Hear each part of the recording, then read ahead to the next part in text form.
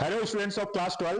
तो आज पार्ट 11 में हम सेकेंड यूनिट जो है आपके एमपी बोर्ड की उसके साइंटिस्ट नेम वाले नियम देखेंगे, जिसमें हमारा पहला और कहे कि इंपोर्टेंट भी होता है, जिसको हम बोलते हैं ओम का नियम। तो क्या है ओम का नियम, और उसके बाद में और भी इसमें नियम है, उनको भी देखेंगे। तो आज देखते हैं पहला वाला जो नियम है, चैप्टर थर्ड बोलेंगे और यूनिट सेकंड बोलेंगे। तो देखते हैं क्या है ये। यदि किसी चालक की भौतिक अवस्था जैसे लंबाई, ताप, क्षेत्रफल, दाब, इनमें अगर परिवर्तन ना हो तो उसमें प्रवाहित होने वाली धारा, जैसे मान लीजिए इसमें प्रवाहित होने वाली धारा क्या है, आई, वो किसके बराबर होगी, इसमें लगाए गए विभवांतर के। तो ये आपको इसका स्टेटमेंट है, कथन है किसके, ओम का नियम का। आप गणितीय रूप में इसको लिखते हैं आई समानुपाती वी या वी समानुपाती आई। और अगर इसको सिंपल फॉर्म में लिखेंगे तो समानुपाती हटाने के बाद में कोई नियतांक लगाना होता है, और नियतांक को हम यहाँ पर क्या बोलते हैं, प्रतिरोध बोलते हैं, है ना। और इसकी कुछ सीमाएं भी है, ओम के नियम की कुछ सीमाएं हैं। जैसे ये धात्विक चालकों के लिए सत्य है एक सीमा तक, ताप तथा लंबाई में कोई परिवर्तन ना हो। अगर किसी चालक की ताप और लंबाई में परिवर्तन होगा तो ये वैलिड नहीं होगा। ये अर्धचालकों जैसे डायोड आदि के लिए सत्य नहीं है। ग्राफ की बात करें तो ग्राफ हमारे पास, अगर V और I का ग्राफ प्लॉट करें, V और किसका, I का, I यहां पर धारा है और V क्या है, विभवांतर है। विभवांतर और धारा के बीच में ग्राफ प्लॉट करें तो हमें ये एक स्ट्रेट लाइन दिखाई देती है ना। ये एंगल थीटा ले सकते हैं, ठीक है। तो ये हमारा यह डायग्राम दिख रहा है आपको, ये इसको हम बोलते हैं क्रॉस सेक्शनल एरिया ए, और इसमें जो धारा बह रही है आई, और ये क्या है, चालक है, और चालक की लंबाई क्या है, एल है, और इसमें विभवांतर भी, और ये इस टाइप से करना है। तो ये हमारा क्या आ गया है, ओम का नियम। लिख लीजिएगा, स्क्रीनशॉट ले लीजिए। आगे नियम समझते हैं। अब इसी में हमारा आता है किरचॉफ के नियम। और किरचॉफ के कितने नियम हैं, दो नियम हैं। किरचॉफ के कितने नियम हैं, स्पेशली दो नियम है यहाँ पर, और दोनों नियम पर आधारित हमारे या तो न्यूमेरिकल पूछते हैं या कोई भी कॉन्सेप्ट पूछ लेते हैं या नियम ही पूछ लेते हैं। तो किरचॉफ का प्रथम नियम को हम, किरचॉफ के प्रथम नियम को बोलते हैं धारा का संधि नियम भी बोलते हैं, या आवेश संरक्षण का नियम भी बोलते हैं। इसको केसीएल बोलते हैं। क्या शॉर्ट में क्या बोलते हैं, किरचॉफ करंट लॉ। तो ये होता क्या है, किसी विद्युत परिपथ के किसी भी संधि पर मिलने वाली सभी विद्युत धाराओं का कौन सा योग, यह याद रखना जरूरी है, बीज गणित योग शून्य होता है। योग शून्य होता है। बीज गणित योग का मतलब समझते हैं कि आने वाली धारा और जाने वाली धारा सबका साइन के साथ में योग कितना होना चाहिए, शून्य होना चाहिए। जैसे जाती हुई धारा में हमने सब में क्या लिखा है, माइनस। ये जाती हुई धारा माइनस है, ये भी जाती हुई धारा माइनस है, ये भी जाती हुई धारा माइनस है।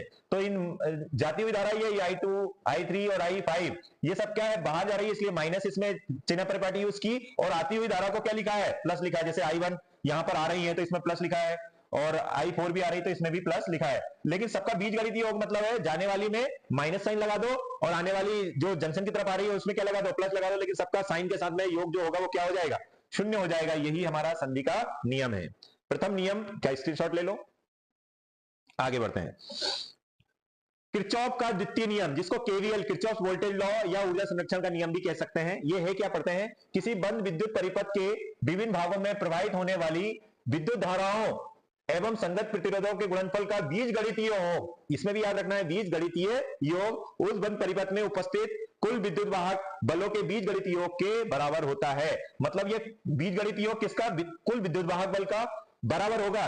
ये क्या है, प्रतिरोध तथा धाराओं के बीज गणितीय योग के, योग मतलब समेशन लगा दिया है कि हमेशा क्या होता है, बराबर होता है। यहां पर सर्किट दिख रहा है, यहां पर इसका कॉन्सेप्ट दिया है क्लोज लूप के लिए। क्लोज लूप कौन सा लिया है, ABCDA, ABCDA इसमें देखा है। तो इसका बीज गणितीय योग आपने देखा कि दो बैटरी मिल रही तो उनका बीज गणितीय योग E1 माइनस E2 हो जाएगा, और इनका ये दोनों धारा तथा प्रतिरोध का बीज गणितीय योग, तो ये इसमें धारा क्या आ रही है, I1 R1 और I2 R2।